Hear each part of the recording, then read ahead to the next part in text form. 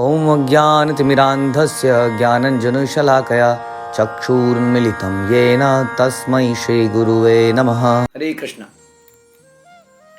भगवद गीता अध्याय 4 और श्लोक संख्या 21। निराशीर्य तचितात्मा त्यक्त सर्व परिग्रह शारीरम केवलम कर्म कुर्वान्नाप्नोति किल्बिषम्।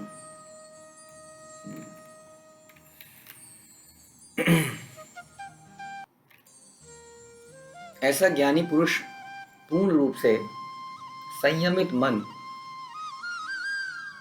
तथा बुद्धि से कार्य करता है,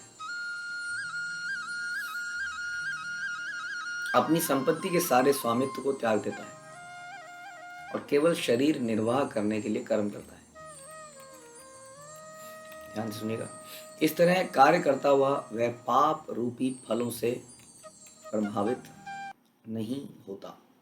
प्रकृति के कुछ नियम हैं। फॉर एग्जाम्पल, शेर को जीने के लिए मांस खाना होता है और वो जब उसको ज़रूरत होती है तब किसी पशु का वध करता है, यदि वो जंगल में है तो, और उतना ही खाता है, उतना ही वध भी करता है जितना उसके भूख के लिए आवश्यक है। और इस प्रकार से ऐसे में, क्योंकि वो जब प्रकृति के नियमों का पालन कर रहा है, तो कार्य करते हुए भी उसके पाप कर्म नहीं लगते, क्योंकि ऐसा नियम बनाया गया है। जैसा हम कहते हैं कि कोई सैनिक अगर विदेशी मुल्क से लड़ाई हो जाए और किसी दूसरे मुल्क के लोगों को, सैनिकों को मार दे, तो उसके ऊपर कोई दंड नहीं डाला जाता, क्योंकि ये सरकार के नियम के अनुसार है, युद्ध है, वहाँ पे बोला ही जाता है कि दूसरे मुल्क के सैनिकों को मारना ही मारना है। तो यानी कि जब तक हम नियमों के अनुसार चलेंगे तब तक हम पाप से मुक्त रहेंगे। तो अपेरेंटली कई बार देखने में लगता है ये तो पाप है। हाँ, जैसे कि ऐसा प्रचलन है कि कई बार लोग आजकल मुंह में पट्टी इसलिए लगा लेते हैं कि इससे जीवाणु मर जाएंगे, या कुछ ऐसे पदार्थ हैं जो हम नहीं खाएंगे, जैसे कि दूध है, कि दूध में भी हिंसा है या दही में भी हिंसा है।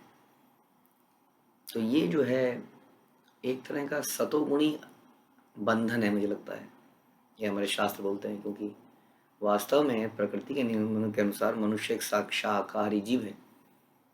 जब हम शाक पत्ती को ग्रहण करते हैं तो उसमें भी कहीं ना कहीं कोई ना कोई वध है ही। लेकिन यदि अगर ये शास्त्र के नियमों के अनुसार किया जाए, तो उसका पाप कर्म नहीं लगता। इसलिए मुख्य चीज़ ये है कि हम नियमों को जानना पड़ेगा।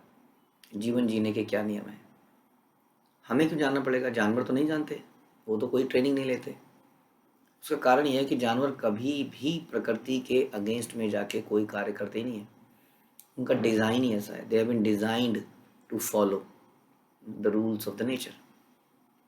नेचर ने शेर को जैसा खाने के लिए बनाया वही खाता है, घास नहीं खाता है। मर जाएगा लेकिन खाएगा नहीं। उसी तरह से गाय या बकरी घास ही खाएगी, नहीं मिलेगी तो भी वही खाएगी, मर जाएगी। तो जानवरों में प्रकृति के नियम का कोई एक्सेप्शन नहीं है कि वो प्रकृति के नियमों को तोड़े। इसलिए उनके जीवन में पाप और पुण्य का कोई फल ही नहीं है। इसलिए कभी भी जानवर लोग नरक में नहीं जाते हैं। नरक में केवल मनुष्य योनि ही जाती है, क्योंकि मनुष्य योनि के पास हायर इंटेलिजेंस है, तो वो प्रकृति के नियमों को तोड़ भी देती है। जैसे प्रकृति ने हमें क्या आहार खाने के लिए बनाया, हम उसके नियम को तोड़ के हम कुछ भी खाना शुरू कर देते हैं। इसलिए जीवन निर्वाह के लिए यदि हम जिए, जीवन निर्वाह के लिए भी यदि भगवान के बनाए गए रूल्स के हिसाब से जिए, तो हम कर्म के बंधन में नहीं फंसते हैं। इसलिए ऐसा नहीं है कि आप लोग खाना पीने को बंद कर दीजिए, हाँ, कि इसमें हत्याएं हो रही हैं, इसमें ये हो रहा है, इसमें वो हो रहा है। करिए, लेकिन नियमों के अनुसार। इसलिए भगवान के जो भक्त हैं, जो वैष्णव हैं, वो शाक पत्ती, दूध, दही इत्यादि को भी भगवान को अर्पित करते हैं, और इस प्रकार से वो सब कर्म फलों से मुक्त जाते हैं। लेकिन वो उतना ही करते हैं जितना जीवन निर्वाह के लिए आवश्यक है। ये जो बड़ा इंपॉर्टेंट है।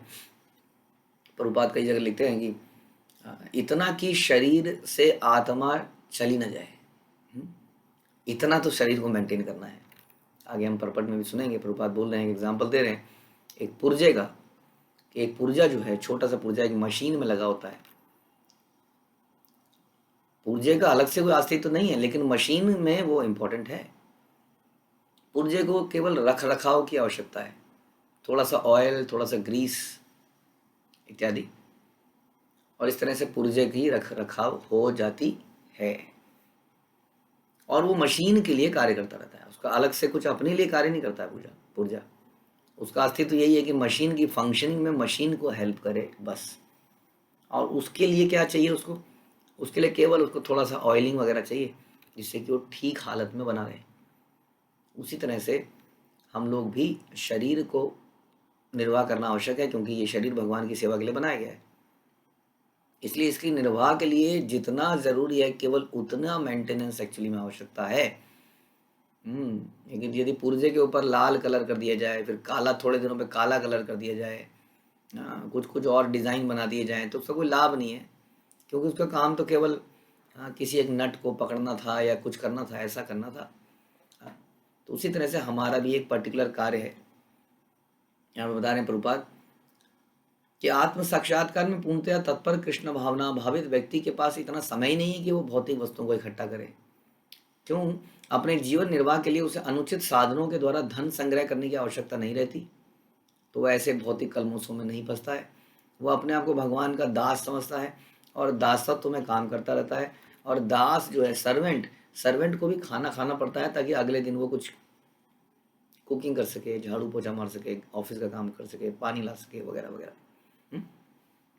इसलिए सर्वेंट को भी कुछ खाने की आवश्यकता है, लेकिन वो उतना ही करता है जितने से उसका शरीर इस प्रकार से तंदुरुस्त रहे, नॉर्मल सोशल उसमें रह सके। ऐसा तो नहीं है कि नंगा रहने को बोला जा रहा है। तो इतना इतना जीवन निर्वाह के लिए करता है।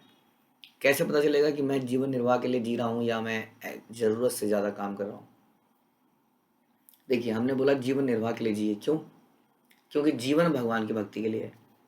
अब अगर मैं भक्ति ही नहीं कर पा रहा और जीवन निर्वाह में मेरा पूरा दिन निकल जा रहा है, इसका मतलब मैं जीवन निर्वाह नहीं कर रहा हूँ। इसका मतलब मैं एक्स्ट्रा कर रहा हूँ। फिर से समझ में आया आपको? क्योंकि हमने जीवन निर्वाह इसलिए करना था ताकि मैं शरीर से भक्ति कर पाऊँ। अगर मैं भक्ति ही नहीं कर पा रहा और हम बोल रहे हैं क्या करें, जीने के लिए ये भी करना पड़ता है प्रभु जी, समय नहीं है, हम क्या करें? हमारे पास समय नहीं है। आपके पास तो धन है, इनके पास तो धन है, मेरे पास तो धन नहीं है, मेरे पास तो घर भी किराए का है। कुछ भी बोल सकता है आदमी कि पहले मैं एक अपना घर तो ले लूँ। हर व्यक्ति कुछ ना कुछ एक मंजिल अपने लिए तैयार करता है, लेकिन उस मंजिलों में वो वास्तविक मंजिल को भूल जाता है। इसलिए वो जो भी कार्य कर रहा है, यदि उससे भक्ति इम्पैक्ट हो रही है, तो वो जीवन निर्वाह के लिए नहीं कर रहा है, वो कुछ और ही कर रहा है। हमारा हर कार्य अल्टीमेटली हमें सपोर्टिव होना चाहिए, भक्तिमय कार्य करने में सपोर्ट करे संभव।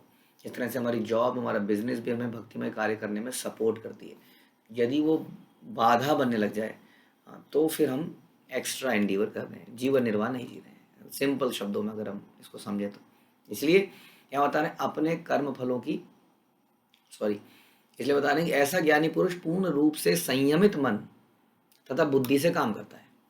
क्योंकि मन उसको अक्सर बोलता रहता है, मन कहता है ये बहुत अच्छा बिजनेस अपॉर्चुनिटी है, कर ले, बहुत बढ़िया जॉब अपॉर्चुनिटी है, विदेश में जाएगा, इतना कमा लेगा, कर ले।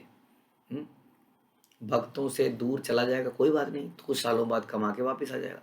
तो हमारा मन जो है बहुत कुछ बोलता रहता है, इसलिए उसको संयमित करना आवश्यक है, बुद्धि को संयमित करना आवश्यक है। अपनी संपत्ति के सारे स्वामित्व को त्याग देता है। यानी कि इतना कुछ करने के बाद वो ये नहीं सोचता है कि I am the owner of this and this and this. वो जानता है कि कुछ भी ओनर कुछ नहीं है। अभी क्षण में, कहते हैं ना, पल में प्रलय होगी। कभी भी क्षण, किसी भी क्षण हमारी प्रलय हो सकती है। हमारी प्रलय मतलब हमारी मृत्यु। हमारे लिए तो यही प्रलय है। इसलिए वास्तव में स्वामित्व का भाव रखना एक इल्यूजन है, अपने आप को भ्रमित करना है। जैसे कई लोग सोचते हैं, जैसे उनके जीवन में उनके बच्चे कई बार उनको धोखा देते हैं और बड़े दुखी हो जाते हैं लोग, ये क्या हो गया, मैंने ये तो नहीं सोचा था। सब कुछ सोच के रखिए ना, कुछ भी हो सकता है संसार में, क्योंकि हम कंट्रोलर नहीं है वास्तव में। हमारे बच्चे हैं, वास्तव में हमारे बच्चे नहीं है। पहली बात तो हम कोशिश करते हैं कि उनको सही रास्ते पे लगाएं, लेकिन क्या वो सही रास्ते पे लग जाएंगे, इसकी कोई गारंटी नहीं है। अगेन वहाँ पर भी हम स्वामित्व तो दिखाएंगे तो हम बहुत फ्रस्ट्रेट हो जाएंगे और बहुत निराश हो जाएंगे जीवन से। इसलिए ध्यान रखिए, हम केवल केयर टेकर हैं।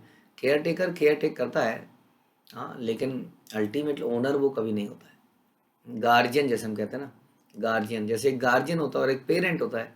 पेरेंट का तो कहता है स्वामित्व है, लेकिन गार्जियन तो गार्जियन है। तो हमें ये सोचना चाहिए कि हम हर वस्तु के टेक केयर करने वाले लोग हैं, स्वामी नहीं है किसी चीज़ के। तो इस प्रकार से स्वामित्व को त्याग देता है। और हर चीज़ को, इसका मतलब वो स्वामी नहीं है तो फिर क्या है, केयर टेकर है तो किसके बिहाफ पे है, एक्स पर्सन के बिहाफ पे है या यहाँ पर भगवान के बिहाफ पे है। इसका मतलब उस वस्तु को किसके लिए इस्तेमाल किया जाना चाहिए, भगवान के लिए, क्योंकि मैं तो ओनर हूँ ही नहीं।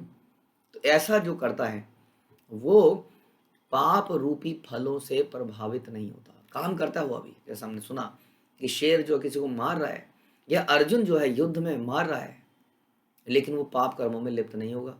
क्यों नहीं होगा? पहला सेंटेंस था संयमित मन और बुद्धि से कर रहा है। यस, क्योंकि उसने पहले भगवान से पूरा लेक्चर सुना, उसके बाद धनुष उड़ाया सोच समझ कर। तो संयमित ऐसा नहीं है मैं इधर को छोड़ूंगा नहीं, खून पी दूंगा। हाँ, हाँ, गाली देते हैं हिंदी में, डॉग डॉग के बच्चे मैं तेरा खून पी जाऊंगा, आ रहा है और मार रहा है, ऐसा तो नहीं है। आराम से सोच रहा है, निरीक्षण कर रहा है। उसने कहा नहीं, लड़ना क्यों है, लड़ना ही क्यों है भगवान? तब भगवान बोलते हैं इसलिए लड़ना है। अच्छा अच्छा, इसलिए लड़ना है, चलो ठीक। तो संयमित मन और बुद्धि से अपनी संपत्ति के सारे स्वामित्व को त्याग कर। अर्जुन तो पहले ही त्याग चुका था। अर्जुन ने कहा नहीं चाहिए, क्या करूंगा इस लड़ाई को जीत के, राज्य मिलेगा, नहीं चाहिए राज्य। यानी कि स्वामित्व के लिए नहीं लड़ रहा है, इसका मतलब इसलिए नहीं लड़ रहा है कि ये लैंड भी मेरी हो जाएगी, कौरवों का सिंहासन मेरा हो जाएगा। या जो मैंने अर्जित किया मेरे अंदर, मेरे पास गांडीव है तो मैं लड़ सकता हूँ, मेरे पास ये डिग्री है तो मैं काम कर सकता हूँ। तो स्वामित्व का कोई भाग उसके अंदर भाव नहीं है, केवल शरीर निर्वाह के लिए। शरीर निर्वाह का मतलब किस लिए? दोबारा से, शरीर निर्वाह इसलिए ताकि शरीर को भगवान की सेवा में लगा सके। तो इस प्रकार जो कार्य करता है ये सारी बातों के अनुसार, तो वह कभी पाप फलों में नहीं लिप्त होता। इसलिए वो जीवन में संतुष्ट भी रहता है। क्योंकि हमारे जीवन में दुख क्यों आते हैं? हमारे पाप कर्मों की वजह से। हमें लगता है कि ये जीवन जीने के लिए ज़रूरी है, मेरे निर्वाह के लिए, मेरे परिवार के निर्वाह के लिए, और इस प्रोसेस में हम न जाने कितने पाप कर जाते हैं। उन चीज़ों को खुद भोगने लगते हैं जो भगवान की थी। तो हमारे जीवन में अलग अलग तरीके से दुख आते हैं। तो इसलिए हमें इस प्रकार से जीना है ताकि हम प्रसन्नचित्त होकर जी सकें and chant and be happy हो सकें। हरे कृष्णा। श्रील प्रभुपाद की जय। भगवद गीता की जय।